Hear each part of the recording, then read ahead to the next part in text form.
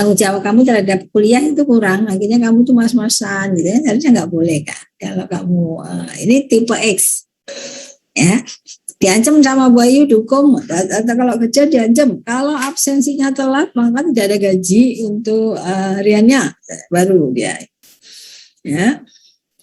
Nah sekarang nggak bisa.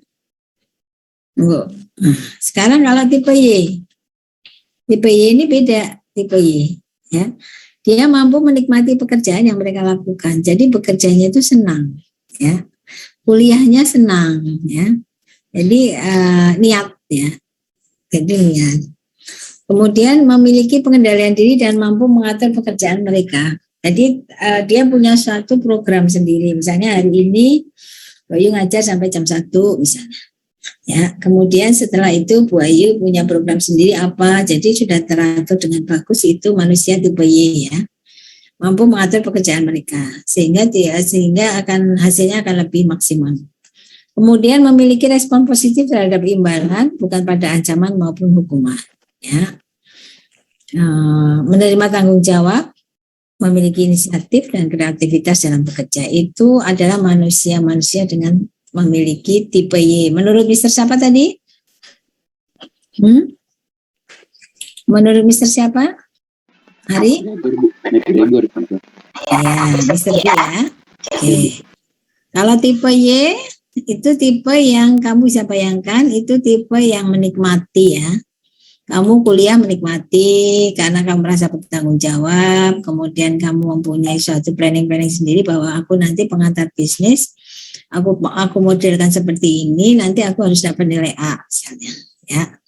Terus dia menikmati di dalam proses itu gitu, mempunyai inisiatif dan kreativitas. Bu Ayu itu sukanya kalau absensinya itu kalau pertama kali dapat bonus ya, dia punya inisiatif, daripada ini aku dapat ini, itu dia punya kreativitas dan inisiatif di dalam bekerja. Nah ini ya di dalam perkuliahannya. Berbeda dengan tipe Y ya. Kalau tipe Y berarti ini kan. Nah ini kalau bisa kamu hindari, karena posisinya kamu tidak akan pernah maju kalau dengan posisi tipe X ya. Dan tidak akan bahagia di dalam melakukan apapun, tidak akan bahagia ya. Jadi menjalankan suatu pekerjaan itu dengan suatu cinta, itu masuk ke tipe Y ya.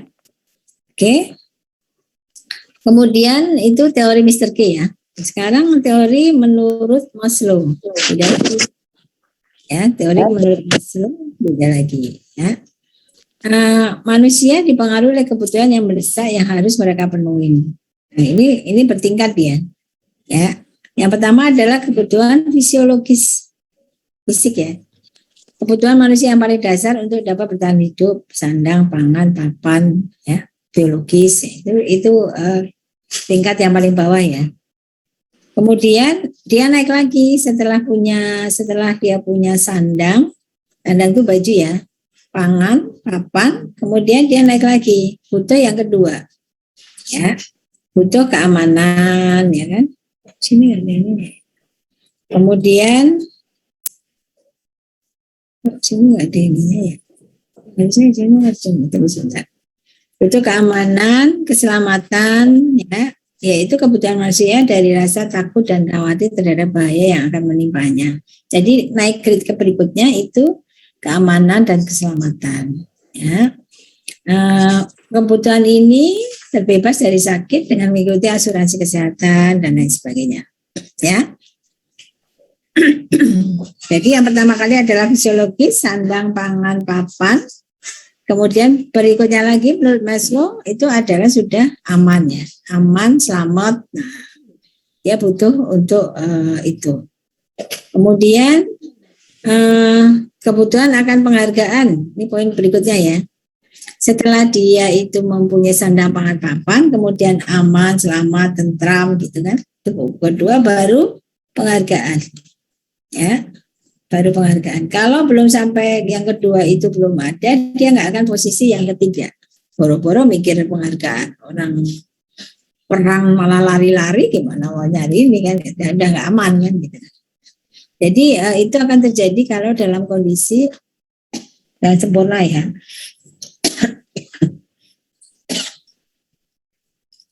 Kebutuhan akan penghargaan. yaitu kebutuhan manusia akan penghargaan yang diberikan orang lain terhadap sesuatu yang berhubungan dengan dirinya, baik tentang pribadi maupun kegiatan yang dilakukan. Ya, kebutuhan akan penghargaan ini misalnya berupa piagam atau ranking pertama di sekolah dan lain sebagainya. Ya, kebutuhan akan penghargaan. Oke. Yang keempat, kebutuhan aktualisasi diri, yaitu kebutuhan untuk bertindak sesuai kemampuan dan bakat yang dimiliki. Ya. Jadi ini menurut Maslow itu ada empat urutan ya. Satu adalah tadi apa? Kebutuhan sandang pangan papat, kemudian aman selamat, kemudian penghargaan, dan yang keempat adalah aktualisasi diri. Ya, jadi seperti ini. Oke, menurut Maslow itu bisa dikatakan seperti ini. Ya. Dimulai dari kebutuhan yang paling dasar, kemudian naik ke kebutuhan berikutnya. Hierarki atau susunan kebutuhannya dipenuhi dengan memuaskan terlebih dahulu kebutuhan yang paling urgent, kemudian baru kebutuhan terpuaskan akan berarti memotivasi kebutuhan tersebut. Jadi dari psikologis, keamanan, sosial, harga diri, kemudian aktualisasi diri. Psikologis, aman, sosial, harga diri, kemudian aktualisasi diri. Kalau di sini posisinya adalah penghargaan ya. Keamanan sosial, harga diri, kemudian sosialisasi diri. Ya. Kalau ini contoh umumnya, ini contoh organisasinya. Pekerjaan yang menantang, jabatan, rekan kerja, dana pensiun, gaji. Kemudian di sini perlindungan, stabilitas, pertemanan, status, kepuasan diri, dan itu merupakan suatu contoh secara umum. Oke, ini menurut siapa tadi? Menurut Maslow, ya. Jadi kalau menurut Maslow, apa saja tadi yang dibutuhkan? Dari Denia, Diva, Afif, Ramadan. Menurut Maslow apa saja tadi?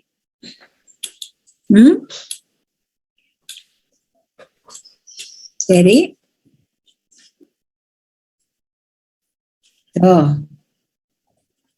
kebutuhan dari apa tadi menurut Maslow? Dari kebutuhan yang paling poin ya, psikologis, keamanan, sosial, harga diri, aktualisasi. Jadi kamu gambar satu kerucut, bisa dikatakan psikologis, keamanan, sosial, harga diri, aktualisasi diri itu menurut Maslow. Oke, kalau menurut X dan Y, bagaimana dengan Y? Bagaimana dengan X? Itu menurut X dan Y ya. Oke, sekarang menurut teori R, ya, kebutuhan manusia dibagi menjadi 3 kategori utama, yaitu eksisten, ya, eksisten, kebutuhan manusia yang berhubungan dengan kemampuan bertahan hidup, ya, meliputi kebutuhan fisiologis, keamanan, keselamatan. Ini bertahan hidup ya. Kemudian yang kedua adalah kalau tadi eksisten, yang kedua adalah relatedness, ya. Bedanya boleh kok jadi ini kuasa. Relatedness ya, yaitu kebutuhan manusia sebagai bagian dari makhluk sosial yang membutuhkan interaksi dan sosialisasi dengan orang lain agar dapat diterima oleh masyarakat. Jadi sosialisasi ya. Kebutuhan untuk berhubungan dan bekerja dengan orang lain. Bersosial. Kalau tadi kan bertahan hidup dulu, kemudian bersosial. Ya.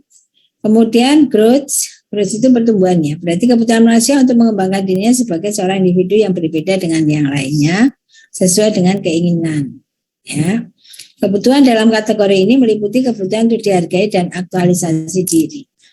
Sebetulnya sama dengan posisi Maslow ya. Maslow tadi paling atas kan aktualisasi diri kan. Cuma di sini dia dibagi dengan 3, kalau tadi dibagi dengan 5 ya. 4 atau 5. Oke. Kebutuhan psikologis, keamanan, sosial, harga diri, aktualisasi diri. Ya. Jadi kalau ini dibagi dengan 3, kebutuhan bertahan hidup, sosial, baru kemudian aktualisasi diri. Itu menurut teori ERK atau Alderfer. Ya, ini teori tentang motivasi ya. Nah sekarang yang keempat, teori dua faktor. Ya, teori 2 faktor. Oke.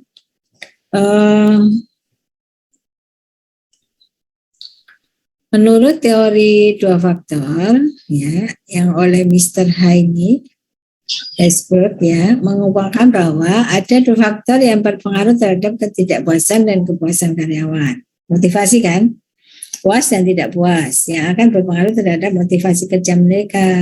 Ya. Kepuasan kerja dan ketidakpuasan kerja tidak saling berhubungan menurut dia. Ya. Faktor yang mempengaruhi ketidakpuasan disebut faktor lingkungan, sedangkan ya faktor lingkungan ini terdiri dari faktor eksternal seperti gaji, kondisi kerja, status, jaminan kerja. Ya. Kalau faktor yang mempengaruhi kepuasan dari dalam diri karyawan itu berhubungan dengan motivasi kerja yang berkaitan dengan isi pekerjaan, imbalan intrinsik maupun kesempatan kerja untuk bekerja kreatif sesuai dengan kemampuan karyawan. Ya. Di sini kamu bisa lihat faktor secara internal maupun eksternal. Ya. Faktor secara internal maupun eksternal. Itu menurut Herzberg. Nih, faktor motivatornya tidak ada kepuasan kerja, ada kepuasan. Tidak puas, tidak ada kepuasan. Ya. Tidak ada kepuasan, pekerjaan yang tidak menawarkan prestasi, pengakuan, merasa tanggung jawab dan lain sebagainya itu tidak ada kepuasan. Tidak ada faktor motivasi tentang kepuasan.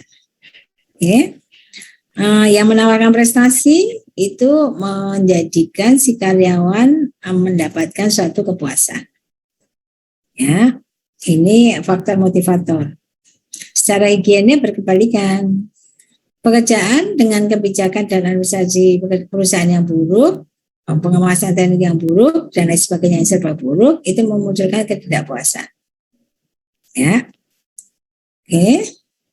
Nah, di sini juga pekerjaan dengan kebijakan dan administrasi yang baik, ini ada kepuasan di sini. Ya, oke. Nah, di sini menurut Hesberg itu ada 2 faktor yang perlu diperhatikan. Ya. Adanya kepuasan dan adanya ketidakpuasan. Oke. Di sini tidak ada ketidakpuasan berarti puas kan? Di sini ketidakpuasan berarti tidak puas. Ya. Dengan gaji yang baik dan lain sebagainya artinya puas. Oke. Cuma di kotak-katik sama dia dengan kata-kata tidak ada ketidakpuasan atau ketidakpuasan. Tidak ada kepuasan atau kepuasan. Ya. Biar nggak ngantuk kan menurut dia. Yang kelima adalah teori kebutuhan. Ya, menurut Mr. C itu McClellan mengatakan bahwa manusia memiliki 3 kebutuhan yang dipelajari dan berkembang dalam diri mereka. Ya, kebutuhan meliputi kebutuhan akan kekuasaan, kebutuhan akan afiliasi, dan kebutuhan akan prestasi. Ya, karyawan akan termotivasi apabila mereka memiliki kebutuhan akan prestasi yang tinggi. Ya, jadi kekuasaan, kemudian afiliasi, dan yang terakhir adalah prestasi. Ya, jadi 3 faktor itu yang menyebabkan seseorang termotivasi untuk melakukan banyak hal. Ya, karena adanya kekuasaan. Ya.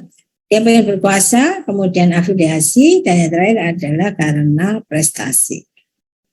Oke, itu menurut Mr. C ya.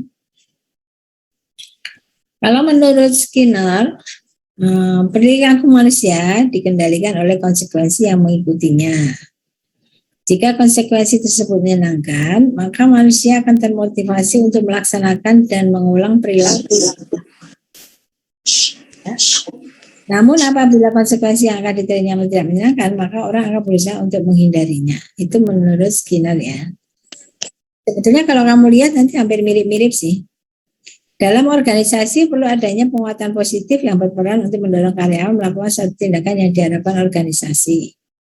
Ya, untuk menghilangkan suatu kebiasaan atau aktivitas, organisasi perlu melakukan penguatan negatif yang dapat berupa hukuman maupun ancaman sehingga karyawan akan menghindari dari berperilaku tidak baik. Ini menurut Skinner ya. Jadi dikendalikan oleh konsekuensi yang mengikutinya. Ya, kalau kamu nggak membuka ini berarti kalau di sini berarti dari sisi luar ya. Dari sisi dari sisi eksternal ya. Jadi di sini perilaku manusia dikendalikan oleh konsekuensi yang mengikutinya. Oke, kalau kamu nggak senyum, otomatis kamu nggak dapat apa misalnya. Ya, itu teori penguatannya, konsekuensi yang mengikuti. Jadi perilaku manusia dikendalikan oleh konsekuensi yang mengikutinya. Itu menurut Skinner ya. Oke. Nah, ini teori keadilan. Ya. Beda lagi. Nah, ini teori-teori ini harus kamu pahami karena Wahyu nanti akan suruh cari. Menurut kamu seperti ini sesuai dengan teori siapa ya? Dalam posisi ini sesuai dengan teori siapa ya? Teori keadilan seseorang sebentar. Ada yang harus dijawab. Sebentar ya. Oke. Seseorang akan termotivasi apabila menganggap bahwa apa yang dirasakan telah adil dengan apa yang dia lakukan ataupun dibandingkan dengan yang diterima oleh orang lain. Perasaan adil dalam diri karyawan mendorong karyawan untuk bermotivasi bekerja. Jadi ada keadilan ya. Tugasnya dikasih ke aku terus, yang lain enggak. Maka motivasi dia akan berkurang. Ya. Perasaan adil itu akan mendorong karyawan untuk termotivasi bekerja. Jadi, organisasi perlu menetapkan prinsip-prinsip keadilan yang dapat diterima karyawan sehingga akan mampu memotivasi karyawan untuk bekerja. Nah, kalau dari sisi teori keadilan itu bisa terjadi satu posisi yang adil itu yang bagaimana? Ya, gimana ceritanya? Pakai apa biar bisa di dalam satu organisasi itu bisa terjadi teori keadilan. Contohnya apa? Di sini kan akan mengatakan seseorang akan termotivasi bekerja dengan baik apabila menganggap bahwa apa yang diterima dia itu dirasakan telah adil dengan apa yang dilakukan ataupun dibandingkan dengan yang diterima oleh orang lain. Nah, itu contohnya apa kalau misalnya di dalam satu organisasi? Teori keadilan ini misalnya. Kalau kamu sebagai seorang manajer dari satu perusahaan, untuk melaksanakan teori keadilan ini, misalnya apa yang harus dilakukan? Pembagian sistem kerja, Bu, sama peran, Bu. Apa? Pembagian itu, peran sama itu kerja, Bu, bagi setiap karyawan. Ya, namanya apa, Bu Rafli? Ya, Selasa 10 Mei 2022 ya. Pengantar. Contohnya apa, Rafli?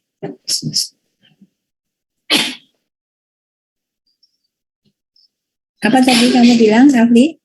Itu, Bu, apanya pembagian gitu, Bu, tugas dan wewenang bagi setiap karyawan. Oke. Kayak misalnya. Ya, job desk ya. Ya, Bu. Jadi kalau kamu sebagai seorang manajer dari suatu perusahaan, biar teori keadilan ini berlaku, maka kamu harus memperlakukan adil kepada setiap karyawan. Dengan contoh apa? Raffi sudah berikan contoh tadi adalah memberikan suatu job desk. Ya, jadi setiap orang yang duduk di situ dia tahu persis job desk apa yang akan dia lakukan, sehingga seandainya teman yang lain mempunyai suatu job desk yang berbeda dengan dia akan merasa bahwa dia diperlakukan dengan adil. Ya, oke, Rafli bagus. Itu salah satu contoh daripada teori keadilan ya. Oke, sekarang teori pengharapan. Ya, teori pengharapan. Jadi di sini ada teori tentang pengharapan ya.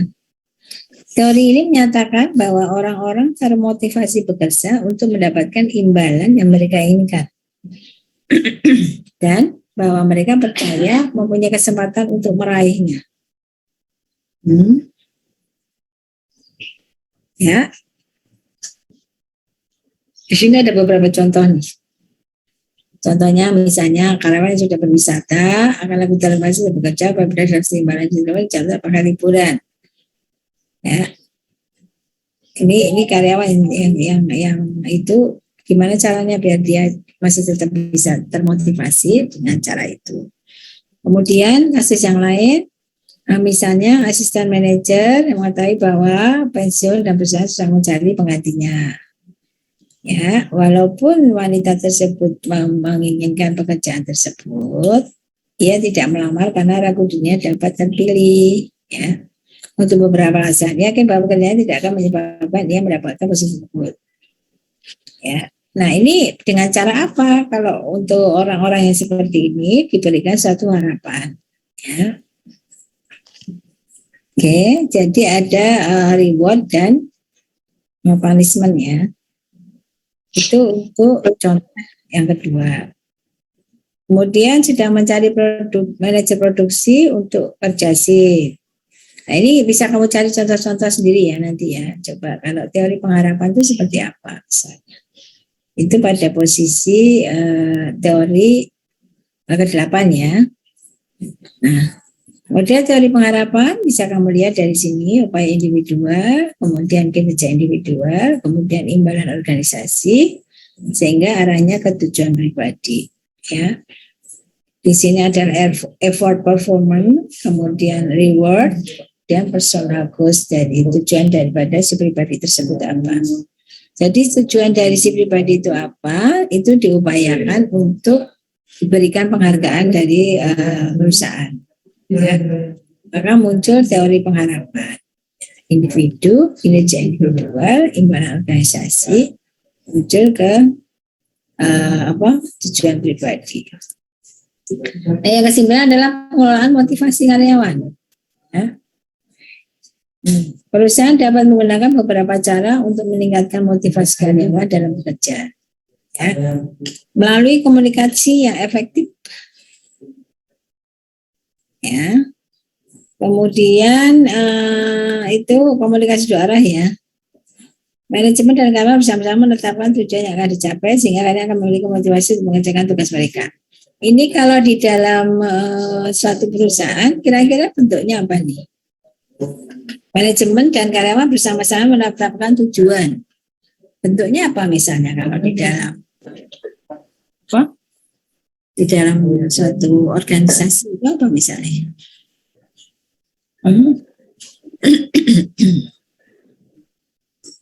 Apa? Kira-kira apa itu?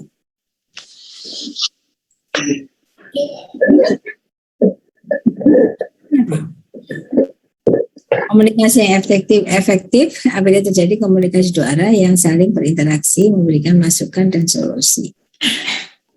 Manajemen dan karyawan bersama-sama menetapkan tujuan yang akan dicapai sehingga karyawan akan memiliki motivasi untuk mengerjakan tugas mereka. Kira-kira apa? Apa Bu? Nasihat mungkin. Kan dia kan dua arah. Dari Nasihat, Bu. Rafli ya. Tapi apa ini? Apa contohnya di sini? Nasihat Bu kan dia kan cuma dua arah Bu, nggak banyak. Jadi nasihat antara karyawan sama manajernya. Oke. Secara bersama-sama ya. Kalau di sini biasanya kalau yang lebih nasihat bisa juga sih. Cuma di sini kalau manajemen dan karyawan bersama-sama menetapkan tujuan, itu kalau kamu di organisasi namanya program kerja ya. Ya enggak? Kalau satu organisasi aja, satu perusahaan, satu organisasi, BEM misalnya kamu di BEM. Ini akan bisa terjadi kalau kamu melakukan program kerja, kan biasanya bersama-sama tuh itu, ya nggak? Ini ada yang ikut BEM nggak dalam satu organisasi atau OSIS? OSIS, nah ya kan? Itu kan biasanya ada program kerja dari setiap masing-masing bidang, kemudian dibicarakan bersama kan? Ya nggak? Saya bidang pendidikan, saya maunya gini, gini, gini, gini. Terus nanti temannya jangan gitu, uang kita cuma segini, gitu. Ya, jadi dilakukan secara bersama-sama. Ya, nanti kesepakatan itu disepakati bersama, gitu. Itu merupakan contoh dari pengelolaan motivasi karyawannya melalui komunikasi yang efektif. Biasanya kalau dengan cara itu lebih lebih bagus ya, lebih terbuka ya. Karena kan mereka bisa untuk saling itu kan akhirnya saling memahami ya. Itu pengelolaan motivasi karyawan ya melalui komunikasi yang efektif. Okay. Kemudian komunikasi efektif ya, dalam satu program kerja ada komunikasi sehingga tahu tujuan dia mau ngapain, kemudian gimana cara mencapainya, ya. Terus ini itu komunikasi yang efektif ya. Nah sekarang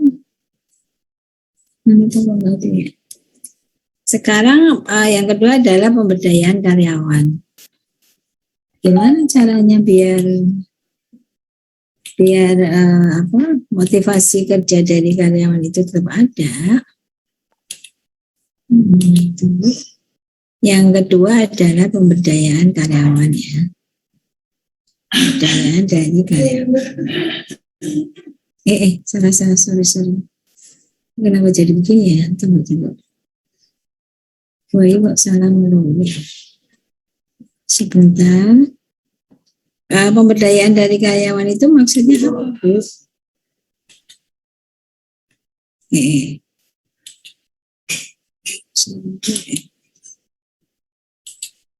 Nah, apa itu?